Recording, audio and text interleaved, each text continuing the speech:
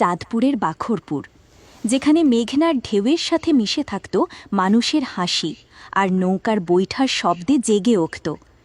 বাখরপুর নদীর পাশ দিয়ে হেঁটে যাওয়ার সময় আজ আর আগের মতো মন ভরে না। 2005 বা 2010 সালের দিকে মেঘনার পাড়ে দাঁড়ালেই চোখে পড়ত মাছ ধরার জাল, নৌকার কোলাহল, মানুষের হাসি মুখ। ঝুড়ি ভরে ফিরত ইলিশ নিয়ে। সেই ইলিশ চেত আখনের হাটে, চৌরাস্তার মোড়ে লোকজন ভিড় করে কিনত। বাংলা বাজার থেকে হাঁটতে হাঁটতে ফিরত গ্রামের মায়েরা। সন্ধ্যায় গাজী স্কুল দোকানে চা খেতে খেতে চলত ইলিশের দাম নিয়ে গল্প। আর কেউ কেউ আফসোস করে বলতো, এইবার খুব মাছ হইছে, কিন্তু দাম যা।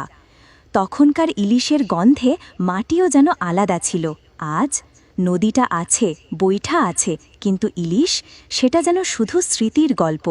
ইলিশ এখন স্বপ্নের মতো দামি, সাধারণ মানুষের ধরা ছোঁয়ার বাইরে। আমাদের গ্রাম বাখরপুর এই মেঘনার পাড়ে গড়ে উঠেছে শত গল্প, শত স্মৃতি। এখন নদী তবু বলে ওঠে, আগের দিনটাই ভালো ছিল। এই ইলিশ শুধু মাছ না, এটা আমাদের শৈশব, আমাদের ইতিহাস, আমাদের হৃদয়ের অংশ।